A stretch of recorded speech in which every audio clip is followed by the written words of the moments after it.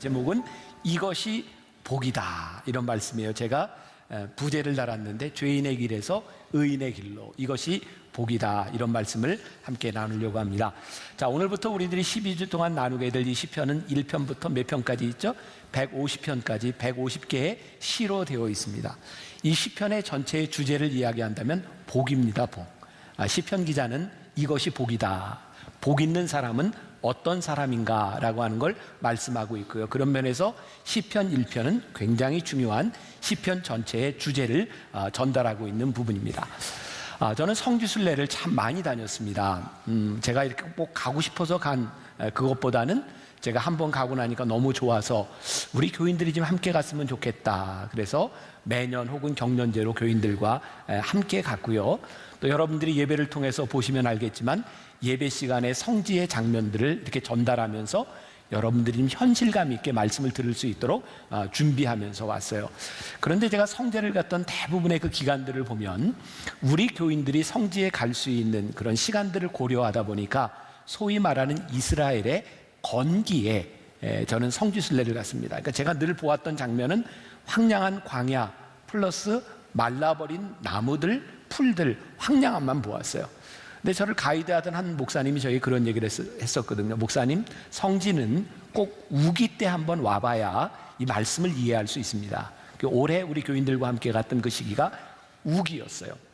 정말 아름다운 꽃들이 있고요, 푸른 풀밭이 있고요, 나무들을 보게 되면서 시편 기자가 오늘 1편을 썼을 때 제가 보았던 황량한 광야를 보고 쓴 것이 아니라 이 모습을 보고 썼구나라는 것을 느낄 수 있었어요.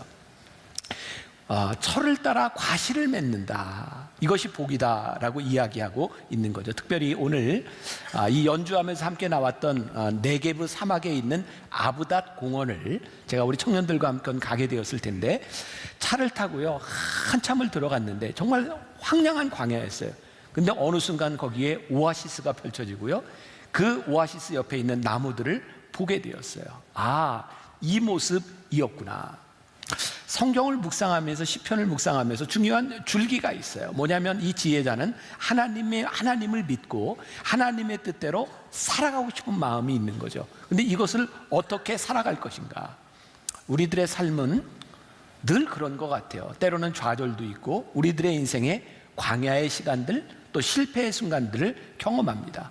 그런데 우리들이 그 순간에 하나님을 찬양할 수 있는 이유, 우리들이 하나님의 약속 가운데 설 수 있는 그 이유는 무엇일까? 여러분, 우리가 신앙을 가지고 이 세상에서 살아가는 게 얼마나 힘들어요. 여러분, 우리 믿음 생활하는 게 참 바보처럼 느껴질 때가 있지 않습니까?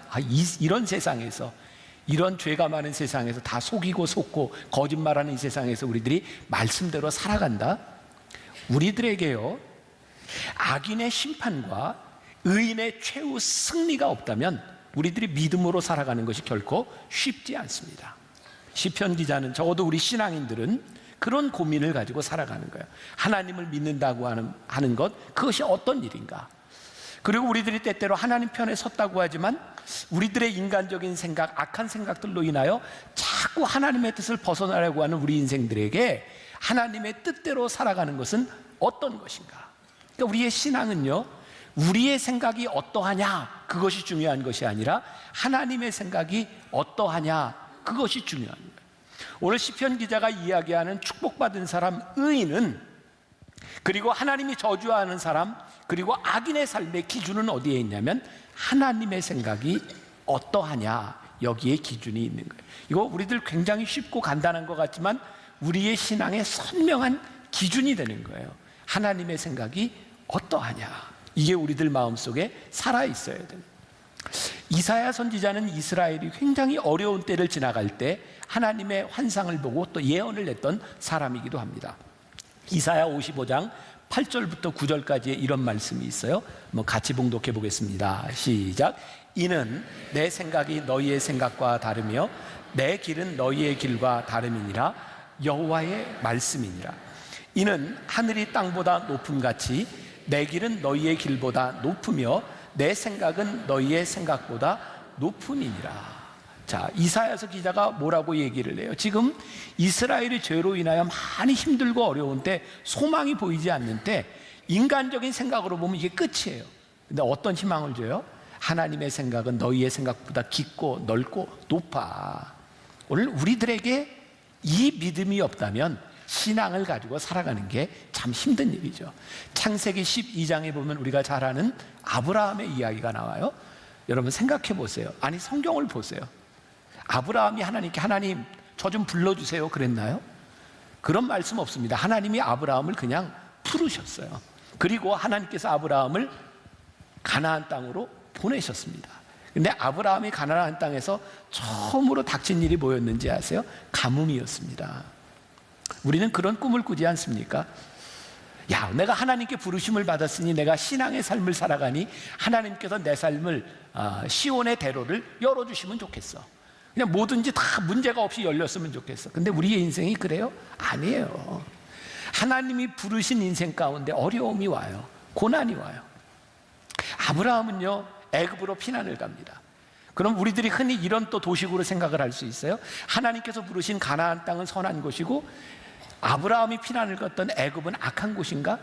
저는 그 지역에 악함과 선함이 있다고 생각하지 않습니다. 단지 가나안의 의미는 하나님의 부르심을 받고 왔고 애굽은 하나님의 부르심이 아니라 아브라함의 생각대로 갔던 땅입니다. 그 땅에 옳고 그름에 있는 것이 아니라 하나님은 우리들에게 무엇을 물으시냐면 내가 가나안 땅에서 어떻게 살아갈 것이며 내가 애굽 땅에서 어떤 삶을 살 것이냐 그것을 묻고 계시지 우리들의 인생에 애굽은 없고 가나안만 있다 이렇게 말씀하시는 게 아니에요. 그러면 우리들의 신앙에 이렇게 대입을 해본다면 여기 있는 어떤 분의 삶은 가나안에 있을 수 있어요. 어떤 분의 삶은 애굽에 있을 수 있어요. 그것이 잘못된 것이 아니라 하나님께서 우리들에게 물으시는 것은 네가 지금 가나안에 있을 때 내가 지금 애굽에 있을 때 어떤 의인의 삶, 어떤 복된 삶을 살아갈 것이냐를 우리들에게 묻고 계신 거예요. 이것은 굉장히 중요한 신앙의 본질적인 문제인 거예요. 여호와의 율법을 우리들이 즐거워해야 한다. 그 인터넷에 떠돌고 있는 어떤 이야기 가운데 적용해 볼 수 있을 만한 좋은 이야기가 있는데 여러분들 긴 터널을 지나갈 때 세 가지 규칙이 있대요. 첫 번째, 창문을 닫아야 한다. 맞아요? 듣는 거예요?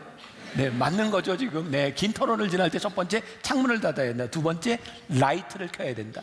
이것도 맞죠? 세 번째, 추월을 하거나 갓길로 가면 안 된다. 이게 터널을 지나갈 때 해야 되는 일이라는 거예요. 근데 우리 그리스도인들이 인생을 살아갈 때 우리의 인생에 긴 터널을 지나갈 때가 있어요. 자, 혹시 여러분들 가운데 이 터널을 지나가고 있는 사람이 있다면 동일한 규칙이 적용된 자. 첫 번째, 세상을 향한 창을 닫고 하나님께 마음을 집중해라. 두 번째, 말씀으로 어두운 길을 비춰라. 세 번째, 다른 길로 빠지지 말고 갓길로 빠지지 말고 우리들에게 주신 사명, 그 굳건한 비전 위에 서라. 여러분, 차가 터널을 지나는 것뿐만 아니라 우리의 인생의 터널을 지날 때도 우리들이 어떻게 살아가느냐에 따라 복 있는 삶을 살아갈 수 있어요. 결국 우리가 믿는 신앙, 아니 세상의 모든 사람들이 추구하는 것이 있다면 그것은 복입니다. 여러분, 모든 종교는 복을 이야기합니다. 그래서 우리가 기복이라는 말을 하죠. 그런데 우리가 믿는 하나님, 우리의 신앙이 다른 종교와 다른 것은 무엇인지 아세요? 어떤 것이 복이냐? 복을 정의하는 것이 다른 것이에요. 그러니까 우리의 신앙이 올바로 서기 위해서는 무엇이 복이냐? 이것이 복이다라고 하는 믿음이, 신앙이 확실하게 서 있어야 우리의 신앙이 흔들리지 않는 거죠. 자, 오늘 시편 기자는 우리들에게 명확하게 이야기하고 있습니다. 첫째, 복 있는 사람이 하지 말아야 될 것이 있고요, 복 있는 사람이 해야 하는 것이 있습니다. 오늘 말씀은 굉장히 간결한 구조로 되어 있습니다. 자, 복 있는 사람이 하지 말아야 될 것, 복 있는 사람이 해야 될 것. 오늘은 여러분들이 이 두 가지만 가슴에 딱 넣고 가시면 되는 거예요. 자, 오늘 본문 말씀 1절로 갑니다. 1절 같이 봅니다. 시작. 복 있는 사람은 악인들의 꾀를 따르지 아니하며 죄인들의 길에 서지 아니하며 오만한 자들의 자리에 앉지 아니하고. 아주 간단한 세 가지 구조로 되어 있어요. 악인들의 꾀를 따라가지 않고, 죄인들의 길에 서지 않고, 오만한 자리에 앉지 않는다. 자, 그러면 악인의 꾀라고 하는 것은 무엇일까? 제가 여러분들에게 말씀드리지만 저는 이제 말씀을 준비할 때 어떤 성경 주석을 보기보다는 성경의 여러 가지 버전을 이렇게 보면서 말씀을 이해합니다. 제가 NIV 영어 성경을 볼 때 악인의 꾀를 영어 단어로 카운셀이라고 하는 말을 쓰고 있더라고요. 그러면 카운셀링 한다 이런 말입니다. 복 있는 사람은 악인이 카운셀링하는 것을 듣지 않습니다. 악인의 충고를 듣지 않습니다. 그리고요, 복 있는 사람은 죄인의 길에 서지 않는다라고 하는 것이 NIV 영어 성경에 보니까 제가 지금 2주 동안 미국에 갔다 왔더니 영어가 좀 됩니다. 자, 이렇게 되어 있어요. Stand in the way of sinners. 죄인들의 길에 서지 않는다. 말씀을 묵상한다고 하는 것은 저는 이렇게 말씀을 보면서 제가 묵상한 포인트입니다. 그러니까 여러분들이 묵상하는 포인트와 조금 다를 수도 있지만 이 말씀을 보면서 저에게 느껴진 거예요. 악인의 꾀라고 하는 것은 아직 일어나지 않은 일인 거예요. 그러니까 우리들이 아직 결정을 하기 전에 악인들이 카운셀링을 할 때 그것을 분별할 수 있는 지혜가 우리들에게 필요하다. 그러니까 의인은 악인들이 말하는 것을 따라하지 않는 거예요. 올바른 결정을 하는 거예요. 지혜를 가지고. 근데 죄인들의 길에 서다라고 하는 것은 제가 말씀을 묵상할 때 이미 일어난 일이구나라는 생각이 드는 거예요.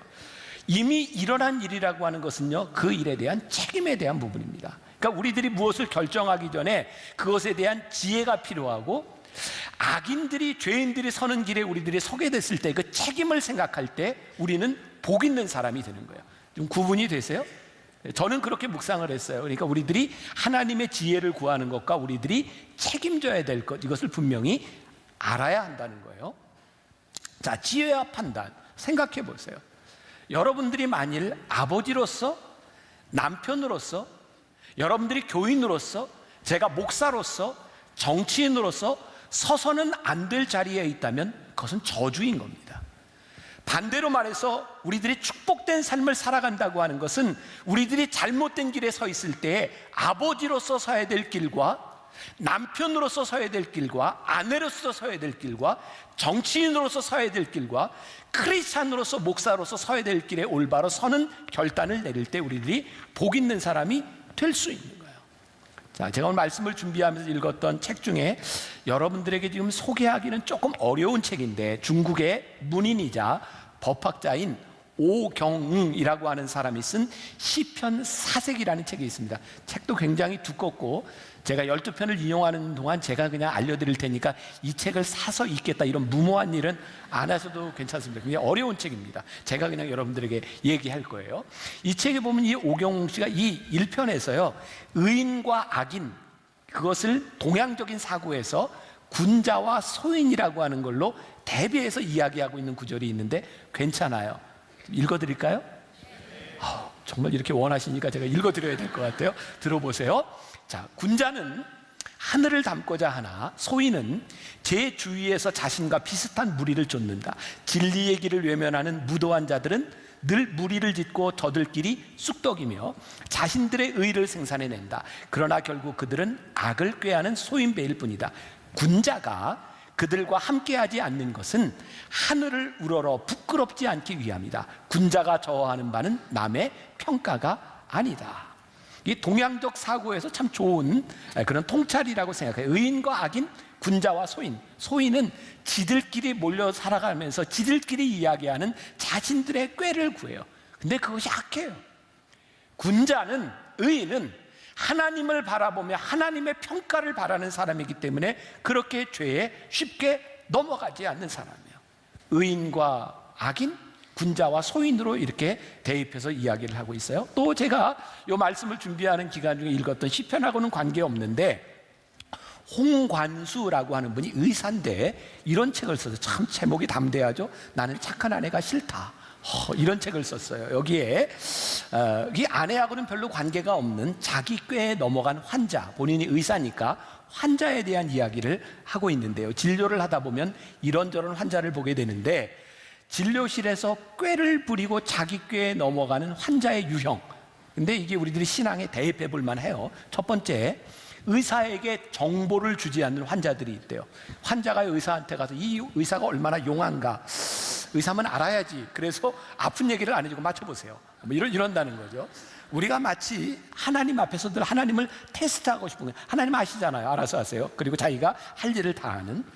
이 문진이라고 하는 게 굉장히 중요합니다. 의사들에게 정확히 우리들의 삶을 이해하게 되는데 그렇지 않으면서 자기 꾀에 넘어가는 유형이 있다. 또 두 번째, 당뇨병 환자 같은 사람이 있는데요, 평소에 먹고 싶은 거 다 먹고 병원 가기 하루 전날 음식을 절제하는 거죠. 그래서 혈당 치수를 내리는 겁니다. 그런데 여러분들 아시잖아요. 당뇨가 그 당으로만 체크하는 게 아니라 당화혈색소라는 게 있어서 3달치의 통계가 이 몸에 축적된 것이 그대로 드러나는 것을 통해서 어떻게 살았는지를 안다는 거예요. 이 당뇨 환자 같은 교인들이 있다는 거예요. 5일 동안 마음대로 살고 주일날 다가오면 조금 조심해서 와요. 하나님 다 알아요. 우리 꾀부리는 거 안다. 세 번째, 자기가 진단을 내리는 유형입니다. 이게 의사들에게 제일 힘든 사람이 뭐냐면 정확하게 병을 이야기해야 되는데 이미 자기가 진단을 해가지고 와서 처방까지 내려가지고 오는 거예요. 결국 의사에게 찾아가지만 자기의 방법대로 살아가는 유형이 있다. 또 이제 네 번째, 다섯 번째 유형에서 병이 있는데도 병원에 안 가다가 찾아오는 사람, 또 자기가 건강한데 큰 병이 있다고 여기는 사람, 결국 자기가 생각하는 자기의 꾀에 빠지는 사람이 있다는 거예요. 여러분, 우리가 하나님 앞에 복 있는 사람이 된다고 하는 것은 어떤 사람이냐? 하나님 앞에 서는 거예요. 시편 기자는 죄인들에게 길에 서지 않고 그러면서 세 번째, 오만한 자의 자리에 앉지 않는다라고 되어 있는데 여기에는 또 현대인의 성경을 보니까 이렇게 표현이 되어 있더라고요. 하나님을 조롱하는 자들과 어울리지 않는다. 그러니까 복 있는 사람은 하나님을 조롱하는 자들과 어울리지 않아요. 메시지 성경에서 이 1절을 이렇게 표현하는데 아주 재밌게 표현했어요. 읽어드릴게요. 메시지 성경의 1절. 그대 하나님께서 좋아하실 수밖에 죄악 속으로 들락거리기를 하나, 망할 길에 얼씬거리기를 하나, 배웠다고 입만 살아있길 하나. 아주 잘 표현을 했어요. 자, 이렇게 하지 않는 사람 복이 있다. 이제 두 번째, 복 있는 사람은 이런 사람이다 라고 하는 것을 시편이 대꾸법을 써서 이야기하고 있어요. 시편은 굉장히 문학적인 글입니다. 그래서 시편을 보다 보면 문학적으로 여러 가지 유형들이 나오고요, 문학적인 기법들이 나오는데 대꾸법이라는 게 있어요. 이렇게 악인에 대해서 얘기하고 의인에 대해서 얘기하고 하지 말아야 될 것에 이야기하고 할 것에 대해서 이야기하고. 여러분들이 시편을 볼 때는 문학 작품, 시를 읽듯이 보는 것이 시편을 읽는 굉장히 중요한 방법 가운데 하나입니다. 1절에 악인이 하지 말아야 될 것을 대꾸법으로 이전에 의인이 하지 말아야 될 것 2절의 대꾸법으로 의인은 이래야 된다 이야기하고 있어요. 자, 흥미롭게 보세요. 2절 같이 봅니다. 시작. 오직 같이 봅니다. 다시 시작. 오직 여호와의 율법을 즐거워하여 그의 율법을 주야로 묵상하는 자로다. 자, 이제 의인 복 있는 사람은 어떤 사람이라고 이야기하냐면 여호와의 율법을 즐거워한다 되어 있어요. 제가 미국 갔다 온 기념으로 또 NIV 성경을 조금 인용을 해볼게요. NIV 성경에 보니까 이렇게 표현이 되어 있더라고요. 똑같은 말이에요. But his delight is in the law of the Lord라고 되어 있어요. 그의 기쁨이 무엇이냐? 주님의 법 안에 있는 것이 기쁨이다. 여호와의 율법을 즐거워한다 말인데 영어로 보니까 조금 더 의미가 와닿는 것 같아요. And on his law he meditate day and night. 그래서 그는 여호와의 율법, 그의 즐거움이 여호와의 율법 안에 있기 때문에 밤낮으로 율법을 meditate, 묵상한다라고 되어 있어요. 제가 83학번입니다. 아마 여기에 이제 저와 비슷한 또래에 있던 분이거나 위아래로 있는 분이면 학교를 다닐 때 생각해 보면 우리 때는 별로 이렇게 놀 수 있는 게 없었던 것 같아요. 대개 대학 가면 남자들은 뭐 당구를 치든지 혹은 미팅을 하든지 뭐 그 정도였던 것 같아요. 그래서 저도 대학교 1학년 때 당구를 참 열심히 쳤어요. 그러니까 대개 당구를 처음 배울 때 사람들이 동일하게 겪는 현상이 있는데 당구가 너무너무 재미있는데 이게 돈이 들어가니까 그 시대에는 이렇게 많이 치지도 못했다고요. 그래서 밤에 와서 잠을 자려고 딱 누우면 요 천정이 어떻게 생겼어요? 사각형으로 생겼으니까 그게 당구대로 그려지고 이렇게 이제 쿠션을 이렇게 이렇게 맞으면 이렇게 가겠지 뭐 이렇게 그려진다는 거예요. 어떤 목사님이요, 목사가 돼서 당구를 배웠는데 너무너무 재밌대요. 설교 시간에 설교를 하고 섰는데 사람들 머리가 다 이렇게 쿠션으로 보이더래요. 자, 재밌으면 그것이 생각나는, 그게 묵상인 거예요. 즐거워하는 것이 내 안에서 기쁨으로 계속해서 나타나는 거죠.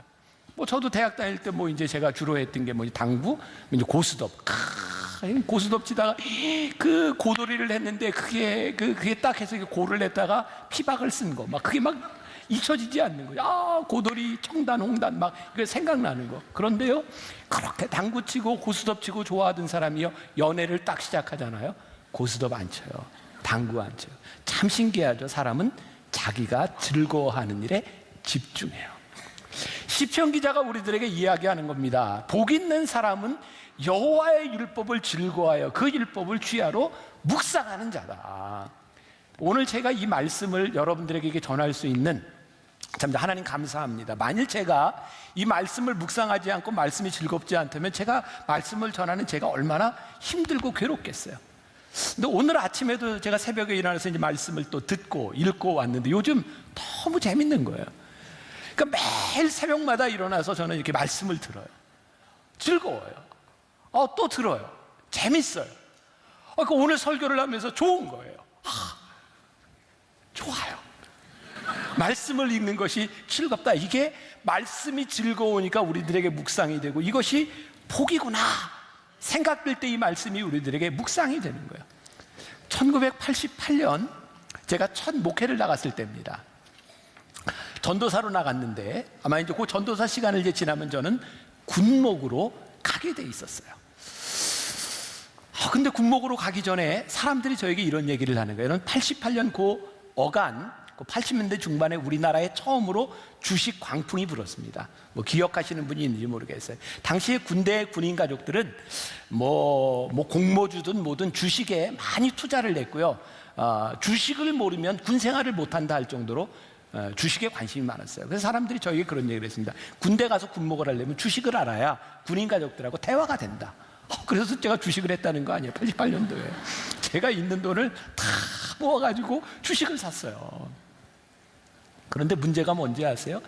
요즘처럼 이렇게 스마트폰으로 주식 시세를 보는 때가 아니잖아요. 그때는 주식 시세를 언제 보냐? 마지막 뉴스 끝나고 주식 시세를 알려줘요. 제가 88년 영월에서 목회할 때 그걸 봐야 잤다는 거 아닙니까? 그걸 안 보면 잠이 안 오는 거예요. 이 주식이 올란지 내린지. 그때는 제가 뭐 소명이 있었을 때도 아닌데도요, 이거 주식을 가지고는 제가 목회를 못 하겠더라고요. 그래서 팔았습니다. 돈 좀 벌고. 그리고 그때부터 지금까지 저는 주식을 한 번도 사본 적이 없어요. 자, 오해하지 마세요. 이 중에 여러분 뭐 주식하는 분 그게 죄다 뭐 이런 이야기 하는 게 아니고요. 주식이 우리들의 삶의 즐거움이 돼버리면 우리는 주식을 묵상해요. 여러분들의 삶에 무엇이 복이냐? 그것은 여러분들이 무엇을 즐거워하느냐? 이것이 여러분들이 복인지 아닌지를 증명해 주는 거고요. 여러분들이 즐거워하는 걸 묵상하게 되어 있어요. 로렌스 형제가 쓴 하나님의 임재 연습이라는 책에 이 로렌스 형제는 중세시대 유명한 영성가로 알려져 있죠. 이 사람은 학자가 아닙니다. 수도원에서 밥을 짓고 주방에서 평생을 살았던 사람입니다. 이 사람은 이런 이야기를 하죠. 기도 시간을 다른 시간들과 특별히 다르게 생각하는 것이야말로 중대한 과오다. 사람들이 이 로렌스 형제에게 묻습니다. 당신은 이렇게 밥만 하고 이런 것들이 어떻다고 생각합니까? 근데 그 사람은 이 밥과 밥하는 일과 영성을 분리하지 않았어요. 내가 기도하는 마음으로 밥을 짓는다고요. 여러분 생각해 보세요. 내가 기도하는 시간이 정해져 있고 내가 세상에서 사는 시간이 정해져 있다면 성경에서 쉬지 말고 기도하라는 삶을 우리들이 어떻게 살아갑니까? 불가능한 거예요. 우리가 말씀을 묵상하는 시간이 따로 정해져 있고 우리들이 세상에서 살아가는 시간이 이렇게 완전하게 이분법적으로 나눠져 있다면 우리들이 밤낮으로 여호와의 말씀을 묵상하는 복 있는 자의 삶을 우리들이 어떻게 살아갑니까? 이것은 불가능한 일이죠. 로렌스 형제가 얘기했던 것처럼, 아니 성경에서 우리들에게 이야기하는 것은 우리들이 기도한다라고 하는 것은요, 기도하는 시간과 살아가는 시간이 분리된 것이 아니라 기도하는 삶을 살아가고 기도하는 마음으로 살아가는 것이고, 우리들이 밤낮으로 하나님의 말씀을 묵상한다고 하는 것은 묵상하는 시간이 새벽에 끝나고 우리들의 삶을 살아가는 것이 아니라 하나님의 말씀을 묵상하는 마음으로 그 말씀이 우리들에게 살아있어서 이 말씀을 가지고 우리의 인생을 살아가는 것이 복 있는 자라고 말씀하고, 그러니까 오늘 이 말씀이 우리들에게 주는 아주 강력한 도전인 거죠. 우리가 여호와의 말씀을 즐거워하여 이 말씀이 밤낮으로 묵상됨으로 인하여 이 말씀이 우리 안에 살아있는 삶을 살아가는가, 이것이 복 있는 자라 성경이 우리들에게 말씀하고 있는 거예요. 자, 그러면 이렇게 묵상하는 자의 복이 무엇이냐? 3절로 넘어갑니다. 같이 봅니다. 자, 시작. 그는 시냇가에 심은 나무가 철을 따라 열매를 맺으며 그 잎사귀가 마르지 아니함 같으니 그가 하는 모든 일이 다 형통하리로다. 모르겠어요. 여러분들이 이 말씀을 이렇게 보면서 이게 복이라고 느껴지세요? 아니, 복이 뭐냐면 시냇가에 심은 나무가 철을 따라 열매를 맺는 게 복이다. 이게 복입니까? 당연한 일이지. 그런데요, 조금만 우리들이 깊이 생각해 보면 이 당연한 일이 복이에요. 아, 내 인생의 시절을 쫓아 과실을 맺는 게 복이구나. 때가 돼서 결혼도 하고, 때가 돼서 자식이 있고, 또 때가 돼서 직장을 가지고, 아, 이렇게 살아가는 것이 복이구나. 여러분, 성경 이 시편은 우리들에게 일반적이고 보편적인 원리를 이야기하고 있는 거예요. 여러분, 우리들이 하나님의 뜻대로 살아가고 우리들이 하나님의 말씀에 순종하며 살아가는데 세상에서 어려움을 만날 수 있고요, 제철의 과실을 맺지 못할 때도 있어요. 그때 하나님은 우리들에게 생각하고 기도하고 우리들의 사명이 무엇인지를 보라고 말씀하시지만 보편적인 복을 우리들에게 말씀하고 있는 거예요. 너희들이 이렇게 살아가면 너희들이 시절을 쫓아 과실을 맺어 제철 과일을 맺을 수 있어. 성경이 이야기하고는 형통함이라고 하는 것은요, 우리들이 제철 과실을 맺는 것, 이것이 형통이라고 말씀하고 있는 거예요. 자, 이 말씀을 또 이렇게 생각해 보세요. 우리들이 시들지 않는다라고 하는 것은요, 어려움을 비껴간다 이런 말이 아니에요. 모든 나무들은 동일한 가뭄이 올 때 가뭄의 시간을 겪고요, 바람이 불 때 바람을 맞아요. 그러니까 복은 우리들이 그것을 비껴가는 것이 복이 아니라 바람이 불고 고난이 오고 그리고 비가 오지 않을 때 뜨거운 태양 아래 우리 나무의 뿌리가 시냇가에 닿아 있는 것이 복이라는 것을 우리들에게 말씀하고 있는 거예요. 여러분, 무엇이 복이라고요? 여러분들이 하나님을 믿으며 살아가기 때문에 여러분들에게 문제가 오지 않거나 유혹이 오지 않거나 사단이 우리들을 찝쩍거리는 것이 아니라 그 순간들을 다 지나가는데 우리의 뿌리가 시냇가에 닿아 있어서 생명이 하나님께 닿아 있어서 우리들이 시들지 않고 우리의 믿음을 지키는 것이 복이다. 그것이 말씀을 묵상하는 삶이다 라고 말하고 있는 거예요. 여러분들이 말씀을 묵상하기 때문에 오던 고난이 도망가는 게 아니라 이 말이에요. 가까운 선한 목자교회 유기성 목사님 설교 중에 이런 예화가 있었어요. 어떤 초등학교 교사가 시험 감독을 하는데 그 반에 제일 공부 잘하는 아이가 있었답니다. 근데 이놈이 막 괴로워하는 거예요. 답을 몰라서 괴로워하는, 공부 제일 잘하는 아이인데 하도 괴로워하니까 옆에 있는 애가 자기 거 보라고 이렇게 얘기를 합니다. 얘가 안 본다고. 근데 괴로워하니까 보라는 거야. 안 본다고, 끝까지 안 본다고. 그런데 마지막에 결국은 이 아이가 그걸 봅니다.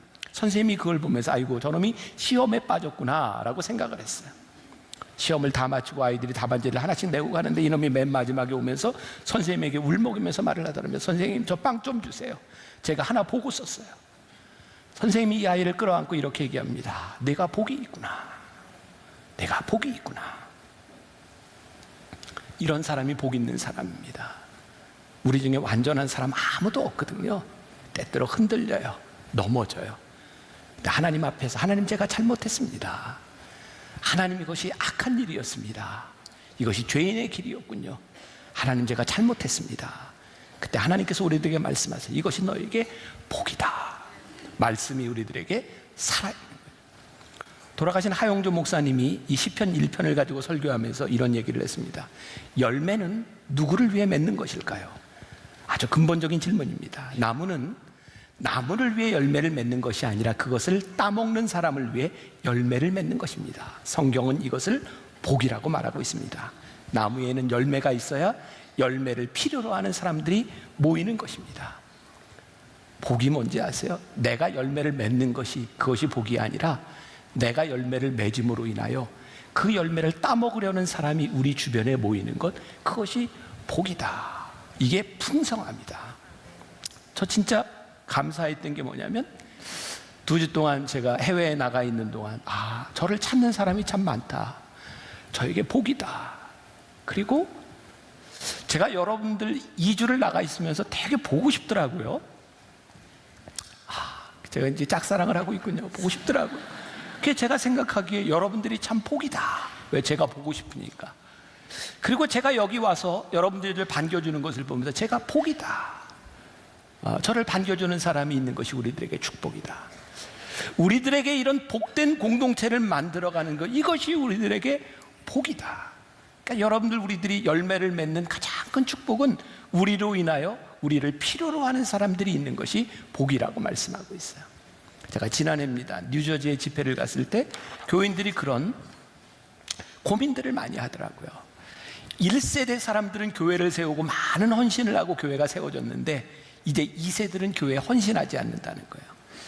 1세대들은 그렇게 어렵게 돈을 모았는데 지금 2세대들은 그 이제 뉴욕 맨하탄 이런 데서 자기 전문적인 잡을 가지고 돈을 많이 번다는 거예요.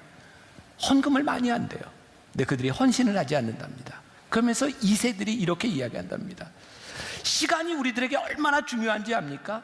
우리가 번 돈, 이것을 하나님께 드립니다. 우리는 우리가 그렇게 귀중하게 생각하는 시간을 들여서 번 돈을 하나님께 드립니다.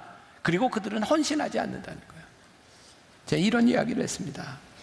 하나님이 원하시는 것은 여러분들이 번 돈이 아닙니다. 여러분들이 시간을 들여서 벌 수 있는 그 돈을 원하시는 것이 아니라 하나님은 그 시간을 원하십니다. 여러분들의 인생의 가장 중요한 시간을 가지고 말씀을 묵상하고 여러분들의 그 중요한 시간을 가지고 하나님과 함께 동행하는 그 시간을 하나님께서 여러분들에게 원하시는 겁니다. 우리의 복은 우리들이 얻은 것을 가지고 하나님 앞에 내어놓는 것이 복이 아니라 우리들이 하나님과 함께 거하는 그 시간, 말씀을 묵상하는 그 시간이 우리들에게 복되다고 말씀합니다. 헨리 나우엔이라고 하는 유명한 영성신학가가 이렇게 얘기합니다. 기도란 예수님과 함께 한가한 시간을 보내는 것이 기도다. 멋진 말이에요. 기도는 우리들에게 특별히 시간을 내어서 우리들이 작정한 시간이 아니라 하나님과 함께 한가한 시간을 거하는 것이 기도다. 이것이 복이다 말씀하고 있어요. 오늘부터 12주 동안 우리들이 계속해서 이 시편 말씀을 묵상하게 될 텐데, 시편 기자가 이야기했던 이 복, 이것이 복이다. 이 복이 여러분들의 삶에 고백되고 여러분들의 삶에 간증될 수 있기를 주님의 이름으로 간절히 축원합니다.